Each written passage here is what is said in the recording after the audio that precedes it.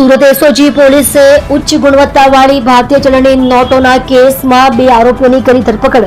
ભારતીય અર્થતંત્રને બરબાદ કરી રહેલા આંતરરાષ્ટ્રીય નકલી ચલણ કેસમાં સુરત એસઓજી પોલીસે સુરતના પુના ગામ વિસ્તારમાંથી 2 આરોપીઓની ધરપકડ કરી હોવાનું જાણવા મળ્યું છે।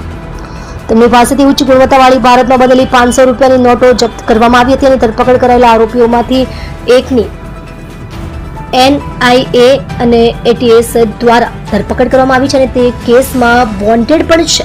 સુરત શહેર પોલીસ કમિશનર અનુપમસિંહ ગેહલોતે બપોરે 12:30 કલાક પછી આ અંગે સત્તાવાર માહિતી આપે તેવી શક્યતા છે। એવું પણ જાણવા મળ્યું છે કે આ કેસમાં પશ્ચિમ બંગાળના માલદા શેખ નામના આરોપીને વોન્ટેડ જાહેર કરવામાં આવ્યો છે। ગુજરાતના ઇતિહાસમાં પહેલીવાર બન્યું છે કે ઉચ્ચ ગુણવત્તાની નકલી નોટો મળી આવી છે।